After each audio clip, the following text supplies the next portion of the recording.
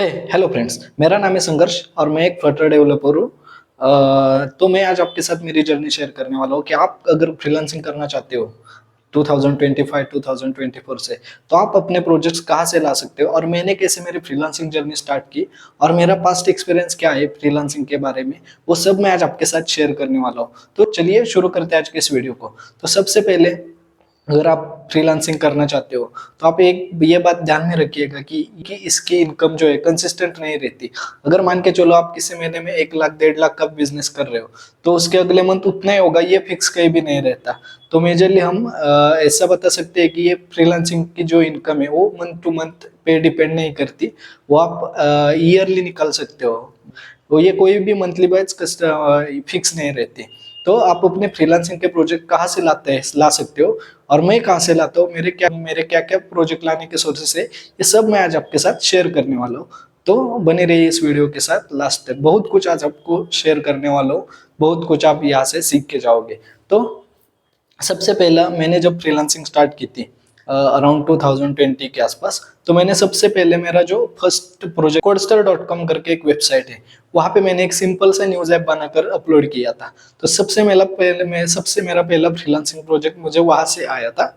तो ऐसे करते करते मैं वहाँ पे मेरे प्रोडक्ट्स अपलोड करते गया और उसके बाद मैंने codecanon.net करके भी एक प्लेटफॉर्म है जहाँ पे से हम सोर्स कोड बाय और सेल कर सकते हैं।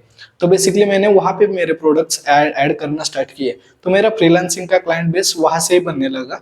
मैं ज़्यादा अपवर्क और fiverr.com जो है इनके ऊपर डिपेंड नहीं था, और आज भी नहीं हो। मेरे मोस्टली जो अभी के फ्रीलांसिंग प्रोजेक्ट्स है वो तब से मेरे जितने भी सारे कनेक्शंस बनते आ रहे उन क्लाइंट से आते हैं मुझे। तो आप ये, अगर आपको भी अभी यहाँ से मतलब क्लाइंट्स लाने हैं या फिर आपका फ्रीलांसिंग में मतलब क्लाइंट कनेक्शंस बढ़ाने हैं, तो अभी के लिए आप क्या कर सकते हो, और लिंक्डइन भी एक मेजर रोल प्ले करता है अगर आपको फ्रीलांसिंग के प्रोजेक्ट्स लाने हैं तो अभी मेरे फिलहाल 3-4 प्रोजेक्ट्स मतलब लीड जनरेशन के सोर्सेस है। एक तो कोडस्टर, दूसरा कोडकैनन और तीसरा मेजर सबसे लिंक्डइन। अपवर्क पे भी मैं गया था, अपवर्क पे भी मेरा प्रोफाइल है, वहाँ पे भी मैंने तीन चार प्रोजेक्ट्स कंप्लीट किए। लेकिन वहाँ पे एक इशू ऐसा हुआ ना, जब मैंने मेरा प्रीमियम अकाउंट वहाँ से मतलब उनके कनेक्ट्स बाय कर दिए, मतलब उनका कुछ मेंबरशिप है वो लिया, तब से मुझे जो ऑटोमेटिक लीड्स आती थी ऑर्गेनिक, तो वो मेरी आना बंद हो चुकी। लेकिन मुझे उससे कुछ फर्क नहीं पड़ा, क्योंकि मेरे क्लाइंट मतलब लीड्स लाने के 2-3 और भी सोर्सेस हैं। तो अब वो मैंने कैसे बिल्ड किए वो मैं आपके साथ अभी शेयर करूंगा। चलिए कि मैं किस टेक्नोलॉजी में वर्क करता हूँ और क्या मैं मेरे क्लाइंट को कौन कौन से सर्विसेज प्रोवाइड करता हूँ ये देखते हैं। तो मैं अभी के लिए फ्लटर में वर्क करता हूँ। फ्लटर और लारावेल का भी मुझे एक्सपीरियंस है। तो अगर मैं मोस्टली जो है वो एक काम में भी मेरा फ्लटर में फ्रीलांसिंग का चलता है। अगर आप अभी कोडकैनन पे अपना प्रोडक्ट डालने जाओगे तो अभी वहाँ पे कंपटीशन बहुत ही हाई है। आपका प्रोडक्ट वहाँ अप्रूव होना ही बहुत मुश्किल बात है। होता है अप्रूव, लेकिन बहुत वो क्वालिटी फैक्टर्स चेक करते हैं, जैसे कि कोडिंग का स्टैंडर्ड, वो सब फाइल स्ट्रक्चर वगैरह वो सब चेक करते हैं। अगर उनका कोई यूज कस्टमर जो है वो हमारा प्रोडक्ट परचेस करेगा, तो उसके लिए आपको यूजर मैन्युअल भी बनाना पड़ता है। उसके अंदर आपका पूरा डिक्लेरेशन रहना चाहिए कि अगर किसी नॉर्मल बंदे ने भी उनका वहां से कोड परचेस किया तो वो भी उसका एप्लीकेशन सेटअप कर सकता है। मतलब इतनी सब चीजों का उधर रिक्वायरमेंट रहता है, और जो भी है वो किधर का कॉपी पेस्ट वगैरह किया ऐसा नहीं होना चाहिए।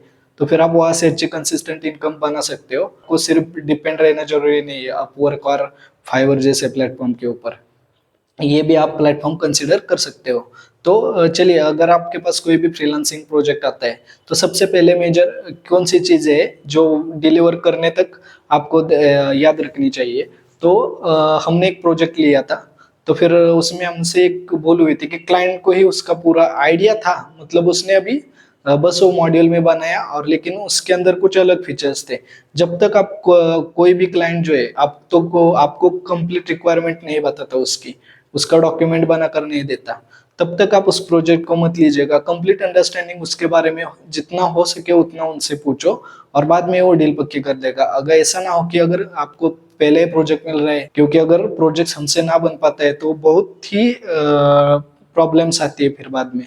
ऐसा नहीं कि आप एडवांस वगैरह पेमेंट लेके, वो ऐसा सब नहीं चलेगा। आपको अगर कोई भी प्रोजेक्ट लिया है तो उसे डिलीवर करना ही पड़ेगा। और उसके बाद अगर आपने फ्लटर में ही सिर्फ काम कर रहे हो तो कोडिंग स्टैंडर्ड आपको प्रोजेक्ट को अच्छे से प्लान करना चाहिए।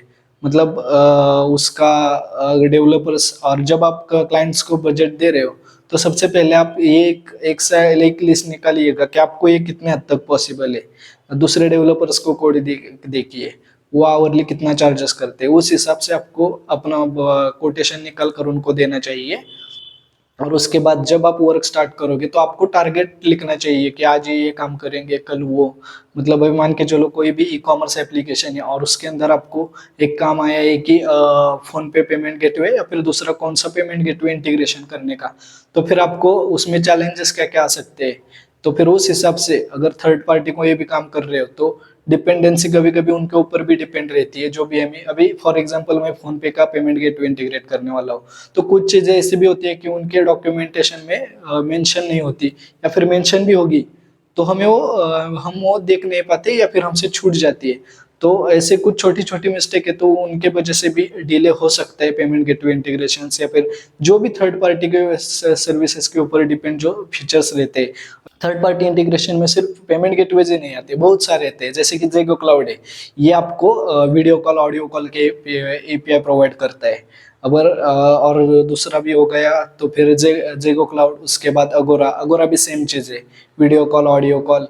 अगर ऑथेंटिकेशन के लिए तो मोबाइल नंबर फायरबेस है, उसके बाद ट्विलो है, और ऐसे बहुत सारे थर्ड पार्टी प्लेटफॉर्म्स है।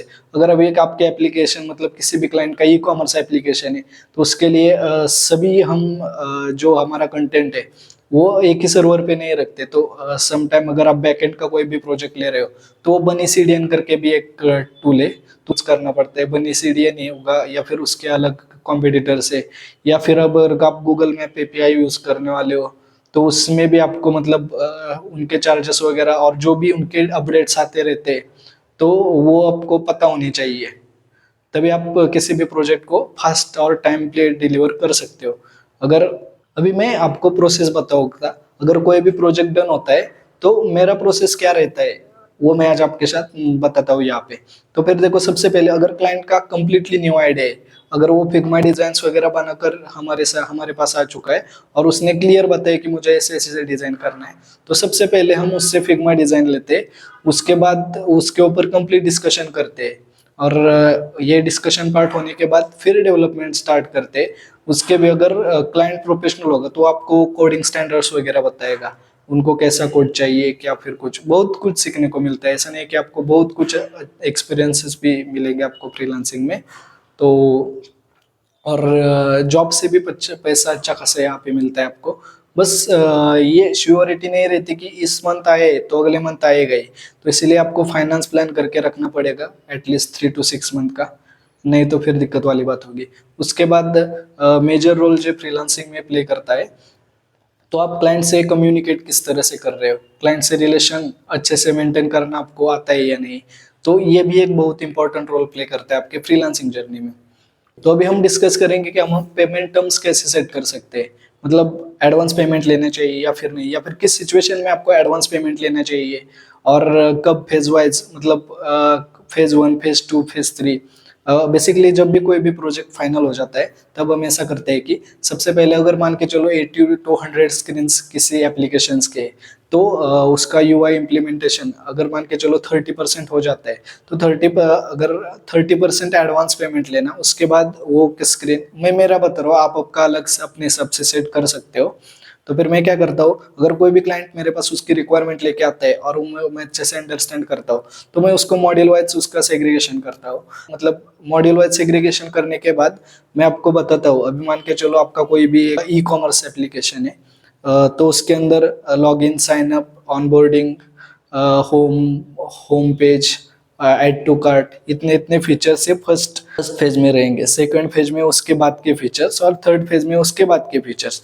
तो जब मैं फर्स्ट फेज स्टार्ट करने जाऊंगा तब 30% पेमेंट लेता हूँ। उसके बाद फेज फर्स्ट जब कंप्लीट होगा, क्लाइंट हमें अप्रूवल देगा, तो उसके बाद हम सेकंड फेज का पेमेंट एडवांस में लेते। और जब हमारा पूरा प्रोजेक्ट कंप्लीट हो जाएगा थर्ड फेज में, अब अगर मान के चलो हमने डिवाइड किया और क्लाइंट को भी सभी चीज़ें एक्सेप्ट है, तो फिर हम बाद में जब वो कंप्लीट प्रोडक्ट हमसे लेता है सोर्स कोड वगैरह, तब हम बाद में उसका जो बाकी का पेमेंट है वो लेते हैं। तो इस टाइप से आप पेमेंट टर्म्स कुछ सेट कर सकते हो। और जब भी आप इनवॉइस उनको भेजोगे, तब आप उस इनवॉइस में ही मेंशन करना कि हमारे पेमेंट टर्म्स क्या रहेंगे, कितने दिन के अंदर आपको ये पेमेंट करना है। अगर आपको कॉन्फिडेंस हो आप इतने इतने दिन में वो प्रोजेक्ट कंप्लीट कर सकते हो, तो कोई दिक्कत वाली बात नहीं है, आप ले सकते हो प्रोजेक्ट। और मैं मेरी फ्रीलांसिंग की जर्नी इस चैनल पे शेयर करता रहूंगा, जैसे कि मेरे पास अभी किस टाइप के प्रोजेक्ट्स रहते हैं, मैं उसके अंदर वर्क किस तरह से करता हूँ। अगर कोई फीचर्स मुझसे नहीं बन पा रहा या फिर वहाँ पे किसी सीनियर की मुझे ज़रूरत है, तो उनको मैं कहाँ से हायर करता हूँ, उनकी एक्सपर्टीज मेरे प्रोजेक्ट्स के अंदर कैसे यूज कर सकता हूँ, उनको कितना अलग से पे करता हूँ। और अगर आप अपने लाइफ में ग्रो करना चाहते हो, एज अ साइड हसल आप फ्रीलांसिंग जर्नी स्टार्ट करना चाहते हो, फ्रीलांसिंग अगर आप वेब डेवलपर हो, ऐप डेवलपर हो, अभी भी बहुत मार्केट में आपको अपॉर्चुनिटीज है जहाँ से आप फ्रीलांसिंग स्टार्ट करके बहुत अच्छा खासा अर्न कर सकते हो। और ऐसे भी फ्रीलांसर्स है जिन्होंने फ्रीलांसिंग करके उनके खुद के एजेंसीज वगैरह बनाए। तो जुड़े रहिए हमारे साथ। और आज के वीडियो में बस इतना ही।